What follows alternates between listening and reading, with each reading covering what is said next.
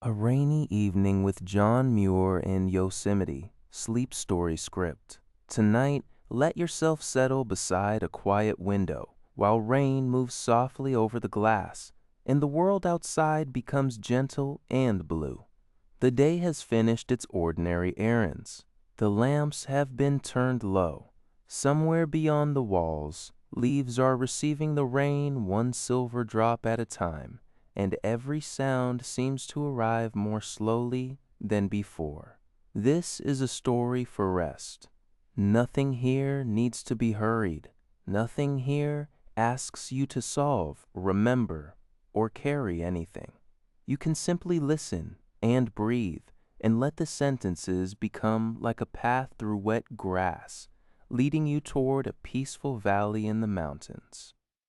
Our story follows the life of John Muir, not as a list of dates and not as a lecture, but as a calm walk through the quieter rooms of memory.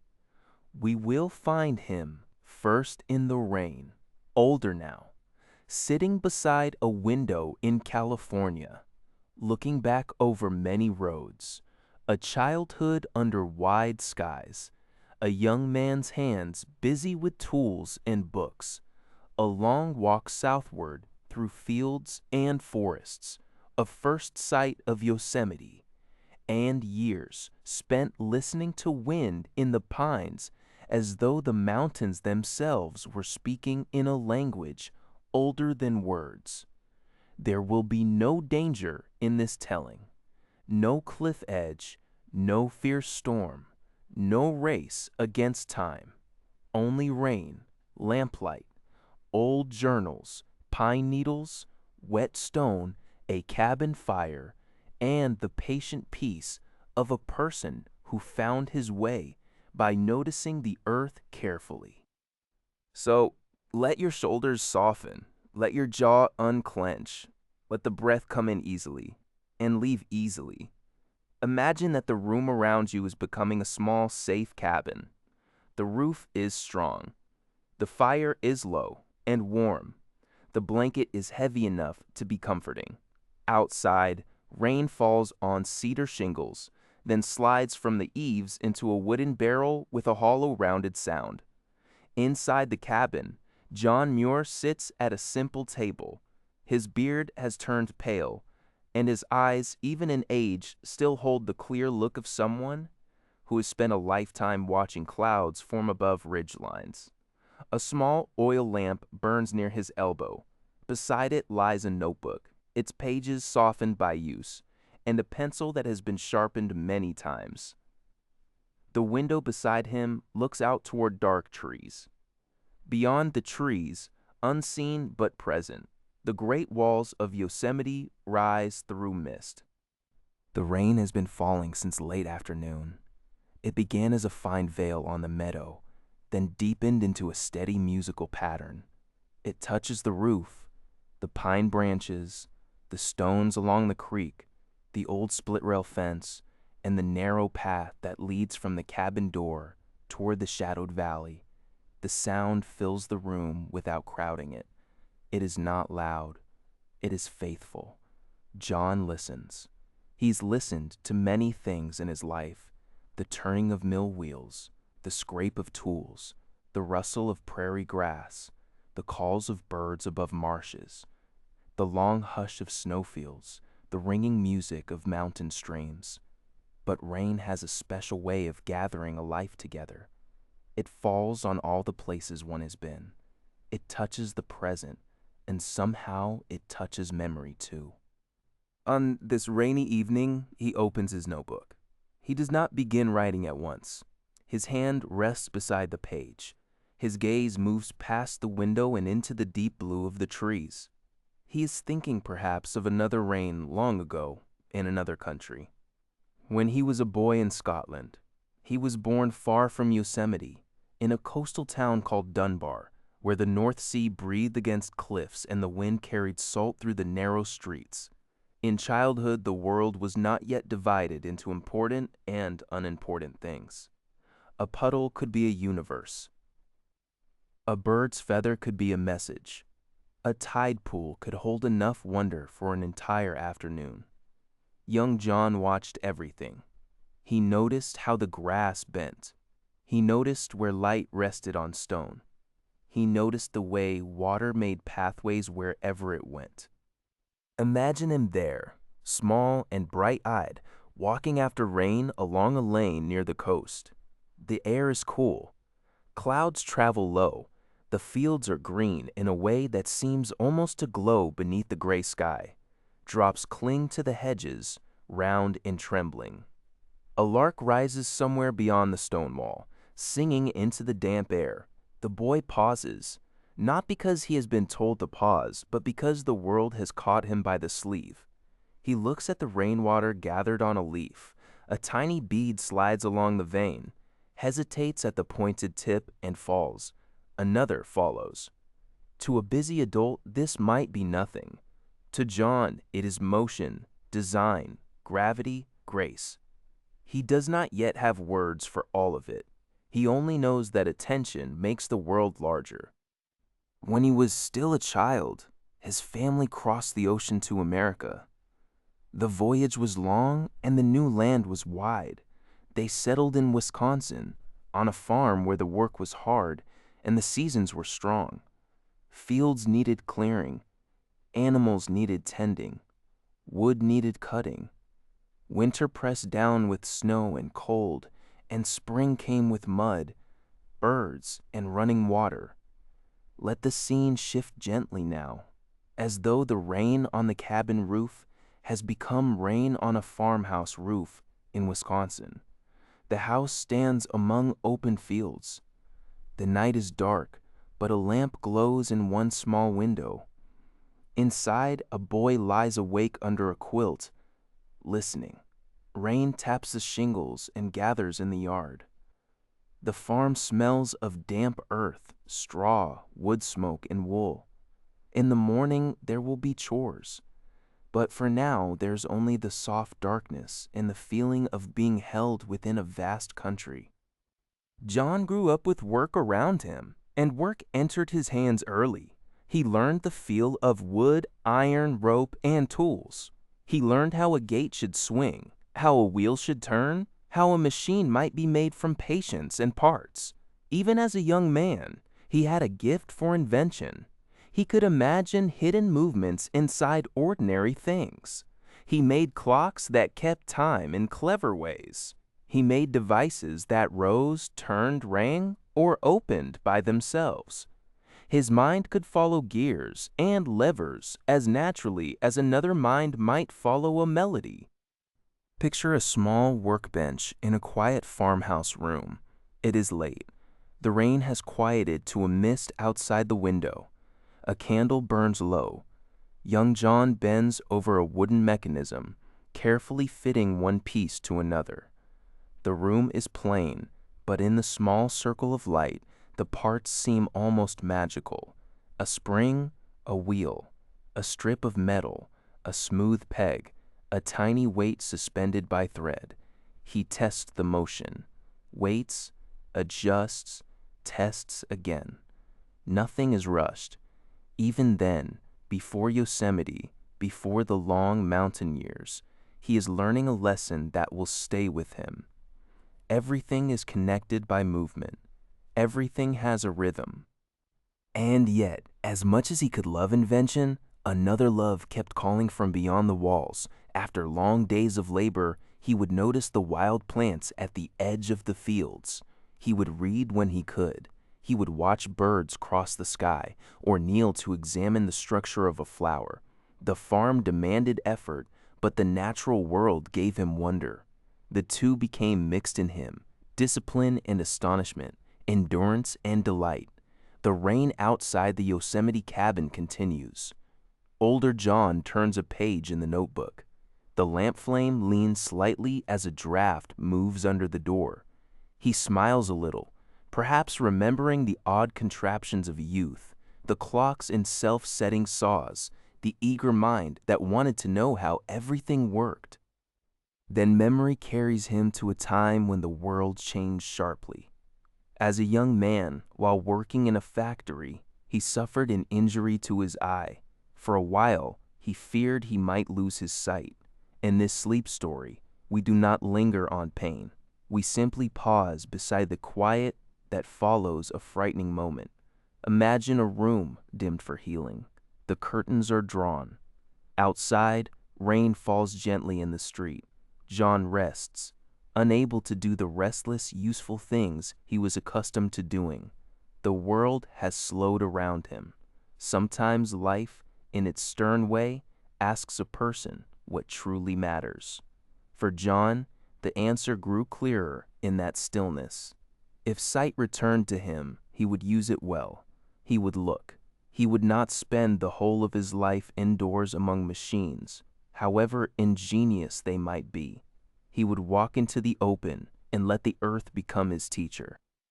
Sight did return, and with it came a new kind of resolve. Quiet, but deep. He did not need a grand ceremony to begin. He simply began moving toward the world he loved. He studied plants, he traveled, he walked. Imagine now a road after rain in the American countryside. It is not a road of engines and traffic, but a road of soft mud, grasses, fences, trees, and open sky. A young man walks along it with a small bundle, a notebook, and a mind full of attention. The rain has left the leaves shining. Every ditch holds small reflections of clouds. The air smells of earth waking up. He is not trying to conquer the landscape. He is trying to meet it. John Muir's long walks were not hurried marches. They were journeys of noticing. He noticed flowers by name and shape, but also by feeling. He noticed how vines climbed, how moss softened stone, how light changed beneath different trees. He slept simply, ate simply, and moved through the land with a kind of grateful curiosity. For sleep, it is pleasant to imagine the rhythm of those footsteps, one step, then another, then another. The road is quiet. The clouds drift. A creek crosses beneath a small wooden bridge. Rainwater beads on the railing. The walker pauses, leans down, and watches the clear current pass over pebbles.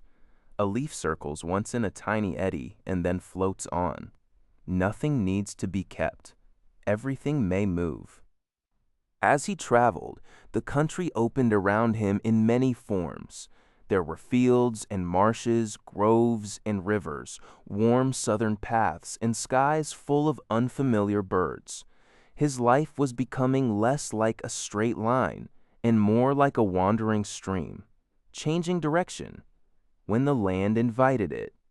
That wandering would eventually lead him west, across distances that in those days still felt immense. Let the rain in our story become the rain on a train window. Moving westward, the carriage rocks gently. The glass is streaked with water. Outside, the landscape passes in soft gray layers. Fields, towns, river crossings, hills, then wider spaces. John sits with a notebook in his lap. Perhaps he does not know exactly what awaits him, only that something in the west has been calling. The mountains, though unseen, seem already to be present in the mind. And then, at last, California. California did not come to John as a single impression. It came through light, air, plants, distance, and the astonishing lift of mountains. After the damp greens of Scotland and the hard-working fields of Wisconsin, after roads and factories and long walks, he found a landscape whose scale seemed to open the spirit. There were oaks, foothills, golden grasses, wildflowers, and beyond them, the Sierra Nevada, rising like a range of old silent thoughts. The first time he entered Yosemite Valley, the place took hold of him completely. Imagine arriving not with haste, but with reverence. The day is soft with weather. Clouds move among high granite walls. Waterfalls descend in long silver threads, made fuller by rain and melting snow. Pines stand dark and fragrant. The meadow is wet and shining. Mist lifts from the river. The great cliffs do not loom with threat. In this telling, they stand like guardians of quietness, immense and patient. John walks into the valley and feels the world become larger than any room, larger than any plan. El Capitan rises through cloud. Half Dome appears and disappears behind veils of mist. The Merced River moves calmly through the valley floor, carrying reflections of trees and sky. Everywhere there is water, falling, flowing, dripping, gathering, vanishing into fern and stone. He does not need to say much. Some places are not meant to be greeted with speeches. They are meant to be listened to. The rain on the Yosemite cabin roof deepens for a moment, as though remembering that first arrival. Older John looks toward the dark window. The glass reflects the lamp, the table, his hands, and beyond that reflection, the night trees. He has spent many years trying to tell people what mountains can do for the human heart. But before there were essays and letters and books, there was simply the valley itself, entering him like music. He found work there, and shelter, and friends. He lived close to the rhythms of the place. In the mornings, light would reach the high walls before it reached the valley floor. In spring, water would thunder down from snowfields. In summer, meadows would fill with flowers and insects. In autumn, the air would grow clear and still. In winter, snow would soften every sound. For tonight, we will keep to rain. Imagine a small cabin near a Yosemite meadow. It is evening. Rain runs from the roof in silver strings. Inside, the room is spare but welcoming. A bed, a wooden chair, a table, a shelf with a few books, a kettle, a pair of boots drying near the hearth. There are no unnecessary decorations. The beauty is in usefulness, warmth, and the nearness of trees. John returns from a walk, his coat damp, his beard silvered with droplets. He hangs the coat on a peg and sets his notebook on the table. He has been watching the creek rise slightly, watching the rain polish the boulders, watching a branch drift beneath the footbridge, watching clouds comb themselves across the granite heights. He is tired in the clean way that comes from walking slowly in fresh air. He pours a cup of tea, or perhaps simply warms his hands by the fire. Outside, the meadow darkens. The pines are black against the last blue of evening. Somewhere a small stream speaks over stones. The cabin creaks softly, settling into night. This is a good place to breathe. John's days in Yosemite were full of observation. He was not content to admire from a distance. He wanted to understand how the valley had been shaped. He studied rocks, ice, water, and time. He looked at the great stone walls and imagined ancient glaciers moving through the mountains with deep, slow power. Where others saw only cliffs, he saw the traces of long patience. Where others saw a view, he saw a story written by snow, pressure, melting, and ages. But tonight, we do not need to argue theories or prove anything. We can simply rest inside the idea that landscapes have histories too. The stone beneath the rain has been shaped by more time than the mind can hold. The river has carried bright water over smooth stones for years beyond counting. The trees have grown ring by ring, season by season, each year quietly added to the last. There is comfort in this. Human worries often feel enormous because they are close, but the mountains remind us of deeper measures. Rain falls, snow melts, seeds open, granite rests, rivers find their way. Not everything must be forced. Some things unfold. John understood this not as a distant philosophy, but as something learned by sleeping on the ground waking before dawn, following streams, and placing his hands on cold stone. He learned with his body as much as with his mind. Let us follow him now on one of his gentlest Yosemite walks. It is late afternoon after rain. The clouds are still thick, but light is returning in pale ribbons. The path begins near the cabin and moves through wet grass toward the edge of the trees. Each step releases the smell of earth. Ferns lean over the path. Drops fall from pine needles with soft, irregular taps. The air is cool enough for a wool coat, but not cold. A bird calls once, then rests. John walks slowly.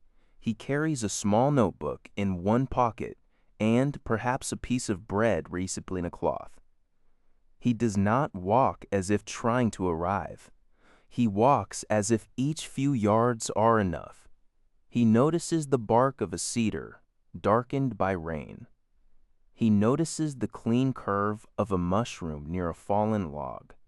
He notices how the clouds part briefly over the high wall and reveal a place where the stone shines. The path reaches a creek. The water is clear, fast, and lively, but not fierce. It slips around stones, gathers itself, and slips again. John kneels, resting one hand on a wet boulder. The stone is cool. The creek speaks in small syllables. He watches foam gather beside a twig, then loosen and travel onward.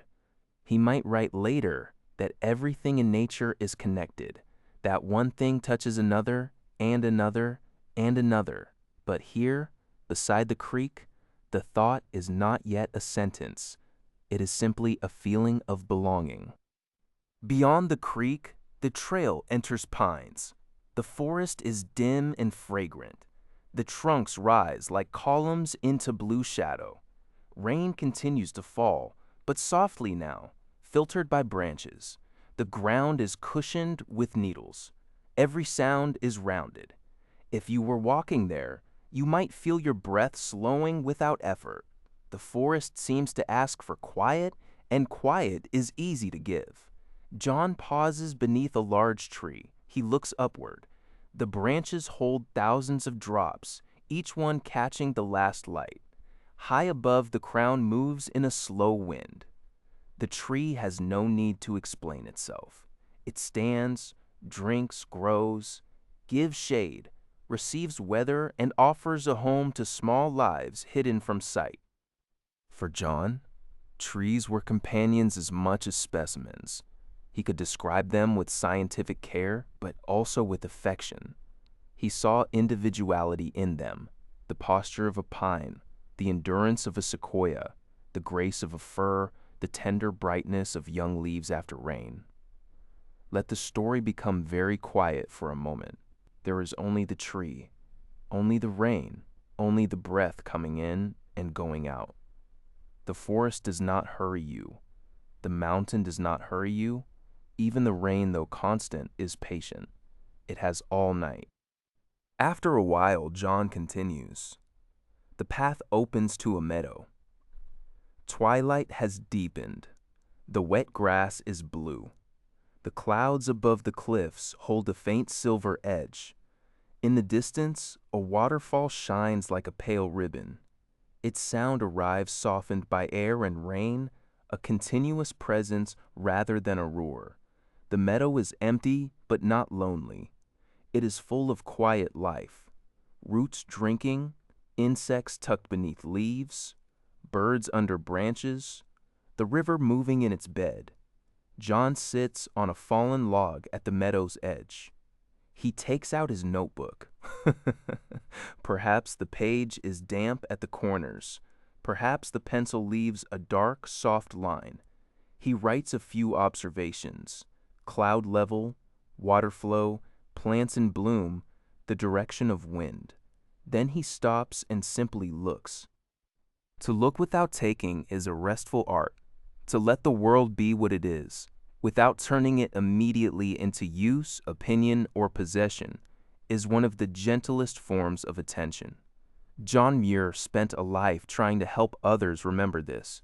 The earth was not only a warehouse of resources, it was home, it was teacher, it was sanctuary. The word sanctuary suits Yosemite at night. Imagine the valley now after full dark. The cabin window glows through rain. The trees stand still. Clouds cover the stars. But above the clouds, the stars remain, unchanged and patient. The river carries darkness and reflected lamplight. Inside, John returns to the fire, removes his wet boots, and places his notebook beside the lamp. He writes because he wants to remember and because he wants others to see. His sentences are sometimes exuberant, sometimes precise, sometimes almost like hymns to the natural world. But behind all of them is the same impulse. Look closely. Love what you see. Protect what you love. Years passed. John Muir became known for his writing and his advocacy. People read his words and felt the mountains become vivid in their minds. Visitors came to Yosemite. Conversations began about preserving wild places, about protecting forests and valleys, about the value of land that did not need to be used up in order to matter. For a sleep story, we can let those public years appear as lamplit rooms rather than noisy halls. Imagine John at a desk on a rainy night, writing a letter. The paper is cream-colored. The ink shines for a moment before drying. Outside, rain taps against the window. A small stack of books rests nearby, along with pressed leaves and field notes. He writes carefully, not because fame matters, but because the trees cannot attend meetings, and the granite cannot speak in newspapers, and the meadows cannot sign their own names. Someone who has listened to them must carry their quiet argument into the human world. But even in that work, he returned again and again to mountains. He needed the source. He needed the smell of pine after rain, the lift of high air, the honest silence of stone. Public work can dry the spirit if it is not refreshed by direct experience. John knew where refreshment lived. Let us travel with him again, this time to the high country above the valley, but gently, as though in a dream. The rain below has passed, and higher up it has become mist. The trail rises through forest toward open granite. There is no strain in this dream walk. The body feels light. The path finds its own pace. Around us, the trees grow smaller and the sky grows larger. Pools of rainwater rest in hollows of stone, reflecting clouds. Tiny alpine flowers grow where soil has gathered in cracks. The air smells of wet rock and clean wind. John walks ahead with a steady, unhurried step. He pauses often. A mountain does not need to be climbed quickly to be known. Sometimes he looks at a plant no higher than a thumb. Sometimes he turns to watch mist lifting from a ravine. Sometimes he stands still so long that the scene seems to breathe around him. At a high meadow, rain begins again, very lightly. It stipples the surface of a small tarn. Circles open and overlap on the water. Beyond the meadow, peaks rise in layered blue. A few trees stand twisted by old weather, beautiful in their endurance. John sits under a leaning pine and opens his notebook. The page receives a few drops, but he does not mind. Nature, after all, is allowed to touch the record of herself. He writes of water, stone, light, and life. He writes of glaciers and gardens. He writes of the joy of being small in a vast place. Not small in a diminished way, but small in a freeing way. When the mountains are immense, the self can stop trying to fill every corner. It can rest. That is part of why this story can help lead you towards sleep. The mind often stays awake because it is carrying itself too loudly. A mountain landscape gives it permission to quiet down. The trees do not need your performance. The rain does not need your explanation. The valley does not ask you to be impressive. It simply lets you be. Back in the cabin, older John lifts his pencil and writes a few words. We need not read them. In this image, no text is necessary. It is enough to see the gesture, a hand moving slowly over paper while rain keeps time. The fire has settled into embers. Shadows tremble on the wall. The kettle gives a small sigh. Outside, the night has become complete. He remembers the giant sequoias too, not as monuments in the cold sense, but as living elders. Imagine a grove after rain. The trunks rise broad and cinnamon red into mist. The forest floor is soft with needles. Ferns grow in dim green light. Drops fall from high branches long after the rain has stopped, as though the trees are slowly releasing the sky. John stands among them, hat in hand, face turned upward. The sequoias seem to change time around them. Minutes lengthen. A human life feels brief, but not meaningless. Brief things can still love, notice, care, and protect. The trees have stood through generations of weather, and their quiet endurance does not make human life smaller in a sad way. It makes it tender. John places his palm against the bark. It is furrowed, warm-toned, and soft in places. He does not need to own the tree to feel blessed by it. He does not need to carve a name or leave a mark. Presence is enough. This is another lesson for sleep. You can rest in what is beautiful without grasping it. You can let the image pass through you like rain through leaves. You can receive and release. The story moves now through years like water moving through a meadow. John writes. John walks. John speaks for wild places. John returns home. Rain falls on city windows and mountain cabins alike. Friends visit. Letters arrive. Trails change with weather. Snow melts. Rivers rise. Forests drink. Seasons circle. Sometimes he is at a ranch in Martinez, California, where orchards spread over the hills. The house is larger than the Yosemite cabin, but on rainy evenings it too becomes intimate. Imagine a study with books, maps, field journals, and a window looking out over wet trees. The scent of eucalyptus and damp earth comes faintly through the cracks. A lamp glows on the desk. Papers are arranged in uneven stacks. A coat hangs near the door, ready for the next walk. John sits there in later life, not retired from wonder, but carrying it in a quieter way. The world has changed around him. Trains cross the country more easily. Cities grow. More people know his name, but the essential things remain simple: rain on leaves, light on hills, the need to preserve places where the soul can breathe. He thinks of Yosemite often. Memory returns not as a sharp picture, but as a series of sensations. The chill of spray near a waterfall, the smell of sun-warmed pine, the weight of a notebook in a pocket, the sound of rain on canvas, the first morning light touching granite, the deep blue of evening in a valley after weather. Let us enter one of those memories once more. It is just before dawn in Yosemite after a night of rain. The cabin is quiet. The fire has gone low. Outside, the clouds are lifting. John wakes early, as people of the mountains often do. He sits for a moment on the edge of the bed, listening.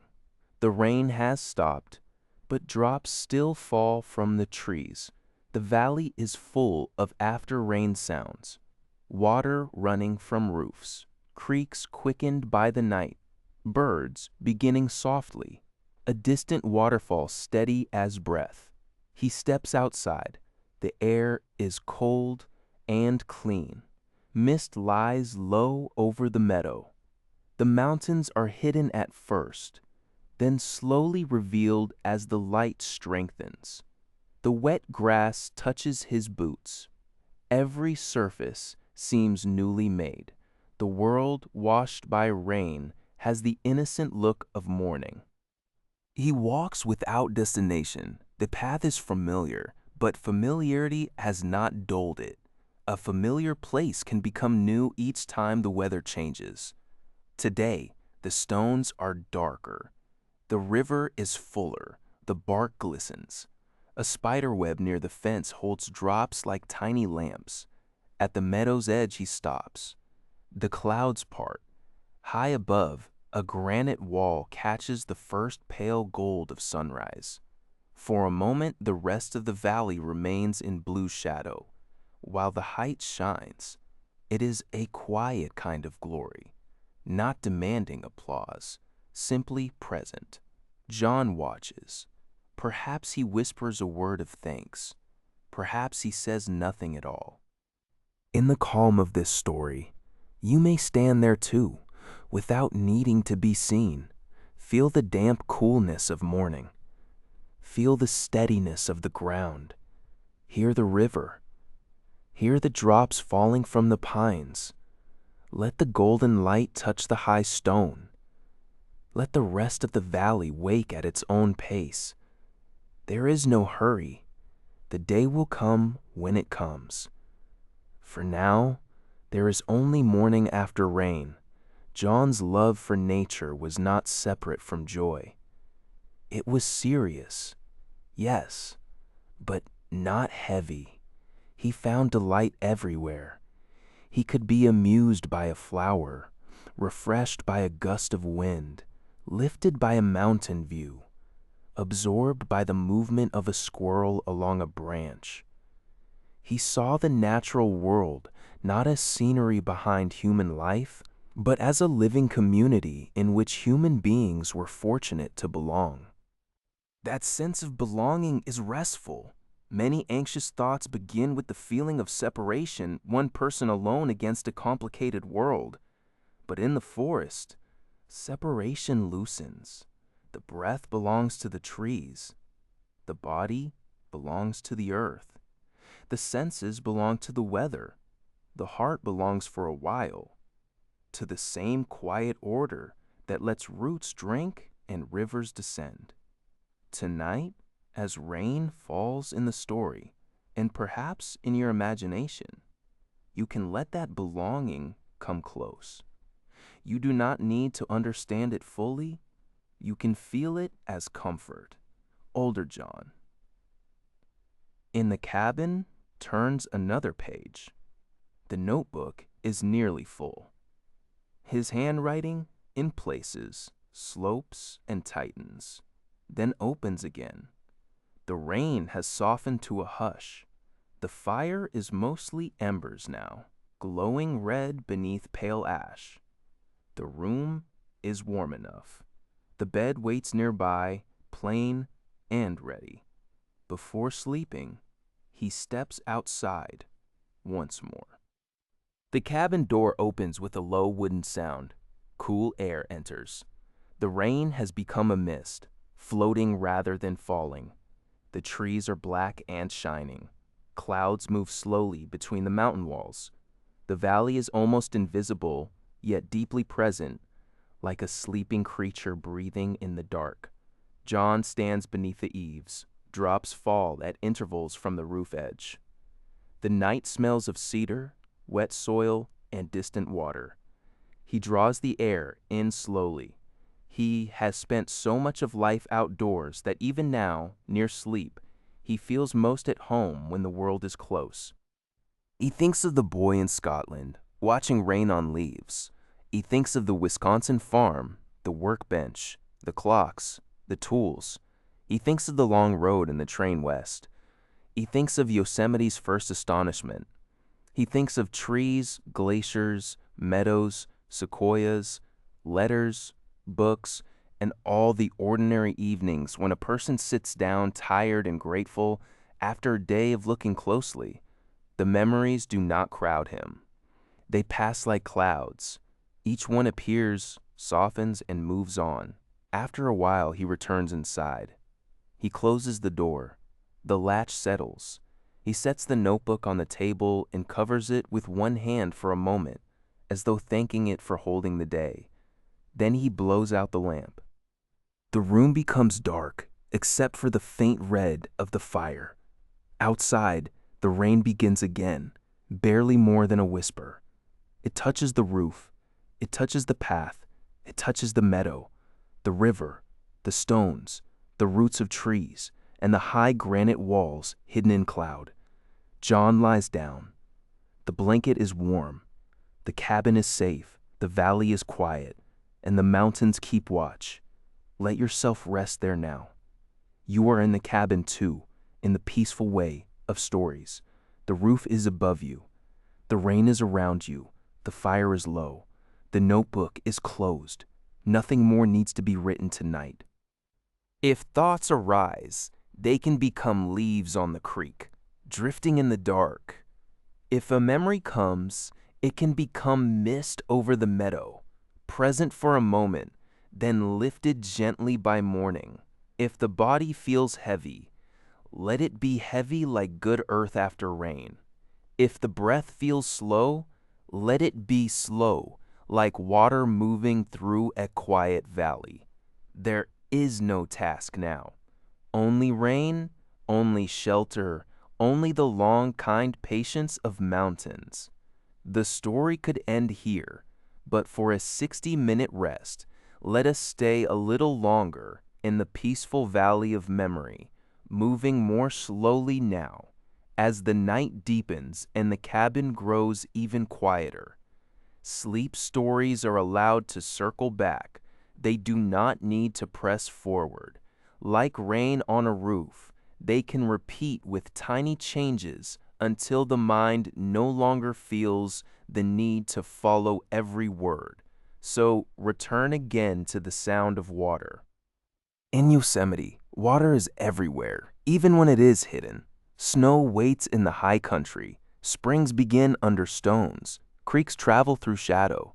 Rivers gather the small voices of many slopes and carry them through the valley. Rain joins this old conversation for a night, tapping leaf and roof, waking the smell of bark, drawing silver lines down the faces of cliffs. John Muir listened to water as one listens to a wise companion. He heard in it both movement and patience. A stream never seems to doubt its direction for long. If stone blocks it, it bends. If the ground drops, it falls. If a meadow opens, it spreads and shines. If winter comes, it rests as snow. In each form, it remains itself. This is a gentle thought for sleep. You do not have to force the mind into stillness. You can let it become water. Let it find the easier path. Let it flow around the day's hard stones. Let it widen where there is room. Let it rest where rest is possible. Imagine a narrow creek near the cabin after midnight. The rain has filled it just enough to make it lively. It runs beneath a small bridge made of simple boards. Moss grows along the edges. Ferns lean close, their fronds jeweled with drops. The creek carries a few pine needles, a curled brown leaf, and the reflection of a lantern from the cabin window. Inside that window, the room is still. John sleeps or nearly sleeps. The notebook waits on the table. The pencil lies beside it. The fire makes one soft sound as a coal shifts. Beyond the window, the creek keeps speaking. It does not speak in words. It speaks in continuous reassurance. Moving, moving, moving, resting, moving. The valley itself seems to sleep, though of course life continues everywhere. Roots draw moisture from the ground. A small animal settles in a hollow log. Birds tuck their heads beneath wings. High on the granite, rainwater finds cracks and channels, beginning journeys that may last minutes or centuries. Clouds drift low and brush the cliffs with their gray sleeves. If you picture the valley from above, it is a bowl of darkness held by mountains. A faint line marks the river. A few tiny lights mark human shelter. The rest is blue-black forest, meadow, stone, and moving mist. It is vast, and yet it feels protected. The walls do not trap, they cradle. The darkness does not threaten, it softens. John's life, like the valley, held both motion and shelter. He traveled widely, but he also returned. He advocated strongly, but he also sat quietly with flowers. He wrote for the public, but his deepest language began in private attention. This balance made his life rich, outward enough to matter, inward enough to remain connected to wonder. Long before he became known, he was simply a person learning how to see. This is worth remembering. A life does not become meaningful only after it is recognized. The boy watching rain on Scottish grass was already living the beginning of his true work. The young man studying a small plant by the roadside was already becoming himself. The solitary walker listening to a creek was already carrying a gift, even if no audience had gathered. For anyone resting tonight, this can be comforting. Not every quiet act needs applause. Some of the most important parts of a life happen invisibly. A decision made in stillness, a habit of attention, a kindness repeated, a private love for the world. Rain understands invisible work. It falls in darkness. It sinks into soil. It feeds roots no one sees. Later, perhaps a leaf opens. A flower rises, a tree grows stronger, and the cause is hidden beneath the ground. Rest is like that too. It restores quietly below awareness, preparing the mind and body for another day. Let the rain do its invisible work now. Let the story slow. Let the cabin remain. In the morning, if we were to wake there, we would find the valley refreshed. The path would be damp. The air would be washed clean. The meadow would hold beads of water on every blade. The mountains, slowly emerging from cloud, would look both ancient and newly born. John might rise before breakfast and step outside, smiling at the coolness. He might walk to the creek and notice that it has changed in the night. He might write a line in his notebook, not because the line would explain everything, but because the act of writing is also a way of saying thank you. Perhaps he would climb a small rise where the view opens over the valley. He would stand among wet shrubs, his boots dark with mud, and watch the clouds lift from the granite. Sunlight would not rush in all at once. It would arrive gradually. First, a pale strengthening of the air, then a silver edge on cloud, then a warm touch on the highest stone, then light sliding slowly down toward the trees. The transformation would be almost silent. No trumpet, no announcement, just darkness becoming blue, blue becoming gray, gray becoming gold. The valley would reveal itself as though waking from a deep and pleasant dream. This kind of morning rewards patience. If one is willing to stand quietly, the world offers itself in layers. First sound, then shape, then color, then warmth. John Muir was willing. He gave the world time to appear. In our own lives, we can practice a little of that willingness. We can let sleep come in layers too. First, the body softens, then the breath settles, then thoughts loosen, then images drift, then awareness grows light at the edges. We do not have to force the final step. We can simply make a hospitable place for rest, as the valley makes a place for rain. Think again of the cabin. The bed is simple. The blanket is warm. The window is dark. The roof receives rain. The floorboards are still. The table holds a closed notebook. The lamp is out. The fire is low. A kettle rests in shadow. Boots stand near the hearth, drying slowly. A coat hangs from a peg. Everything has been put down for the night. This is important. Everything has been put down. The pencil has been put down. The day has been put down. The long walk has been put down. Even the mountains, though they remain awake in their own ancient way, ask nothing more from you. John sleeps, and the valley keeps its quiet watch.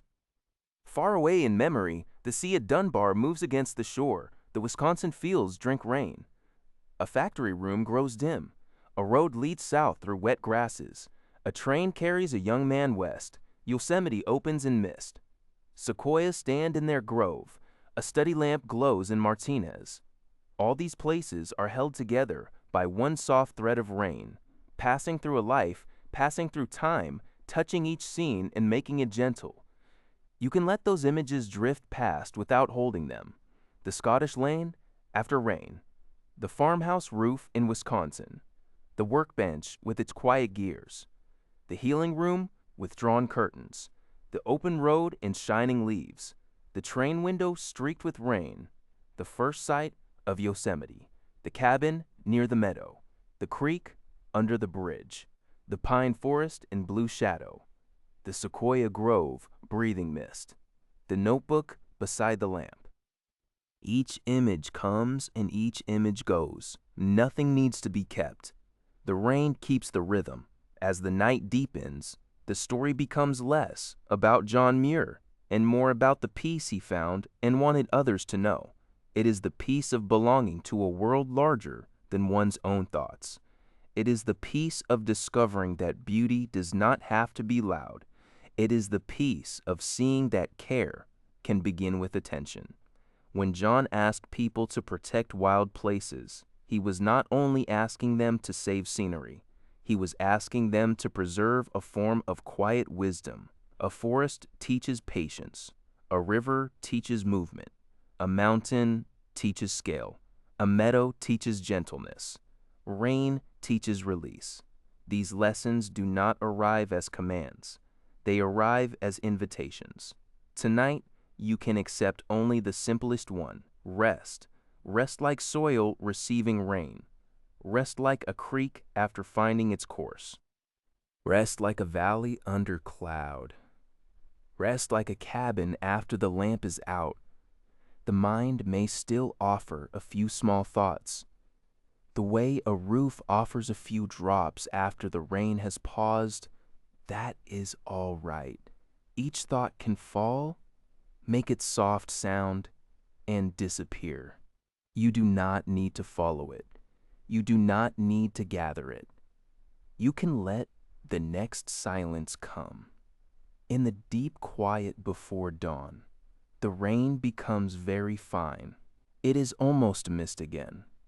The cabin roof no longer taps but whispers. The creek has settled into a lower murmur.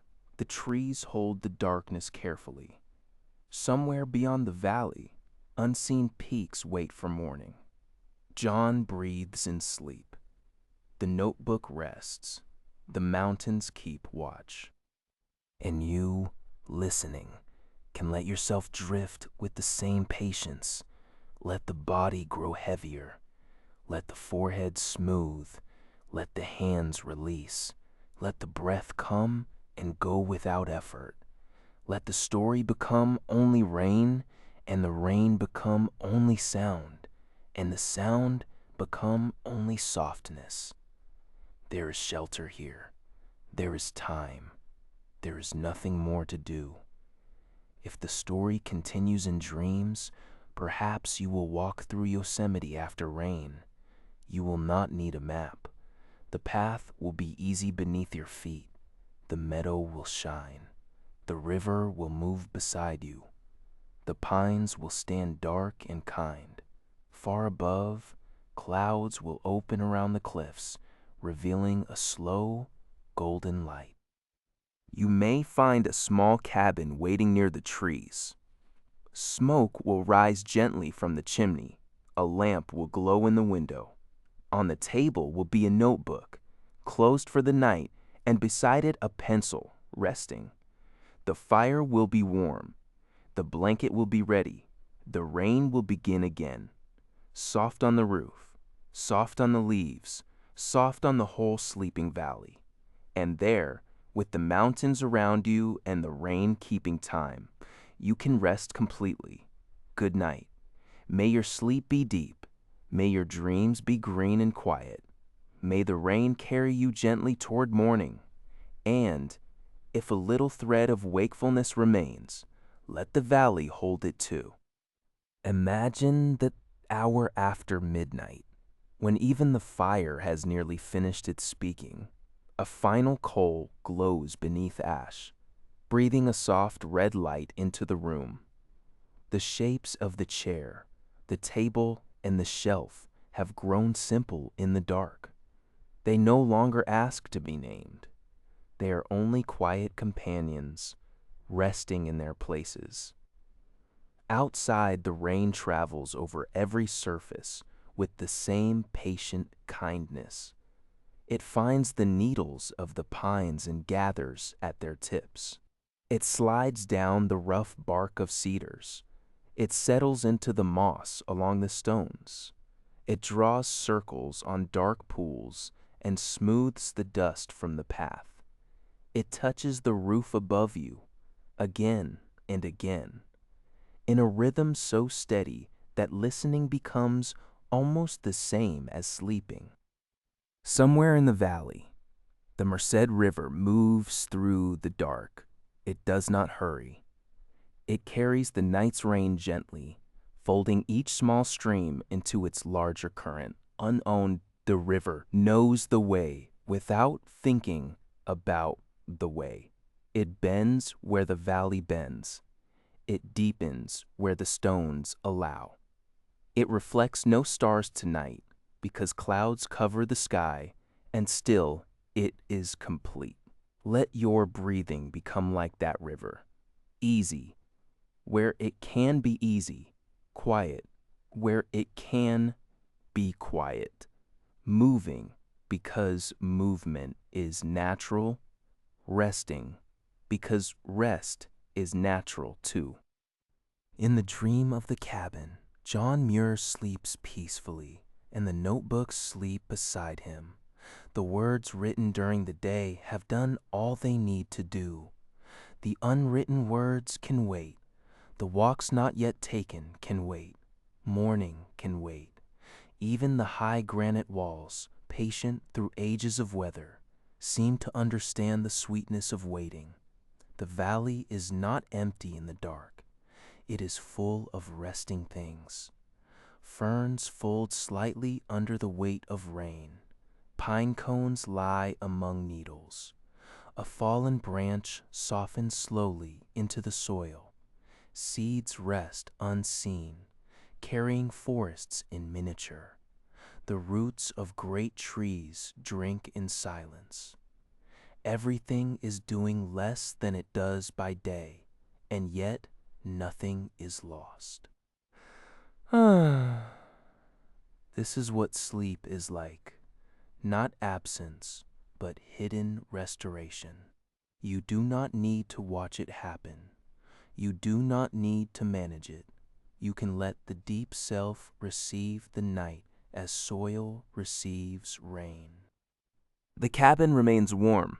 The blanket remains heavy and kind. The air is cool around the face and warm around the body. The window is dark, with only the faintest silver trace where rain catches a little unseen light. If a drop gathers at the edge of the roof, it waits, grows round, lets go, and falls. Then another gathers, then another. Time becomes simple. A drop, a breath, a quiet room, a sleeping valley. The long life of John Muir, with all its roads and mountains, has folded into this one peaceful scene. The boy by the sea, the young inventor by candlelight, the walker on rain-washed roads, the naturalist in Yosemite, the elder at his desk, all of them are resting now. Their footsteps have become rain. Their thoughts have become mist. Their wonder has become a warm lamp seen from far away through trees, and you may rest with them. Nothing will be missed while you sleep. The mountains will remain. The river will continue. The rain will keep the valley company. And when morning finally comes, slowly and softly, it will find everything refreshed, the cabin roof shining, the meadow silver, the pines fragrant, the stones dark with water, and the world quietly ready to begin again. Until then, let go. Let the rain finish the story. Let the valley grow dim. Let the last small thought drift away like mist lifting from a meadow. Sleep now. Beneath the patient mountains,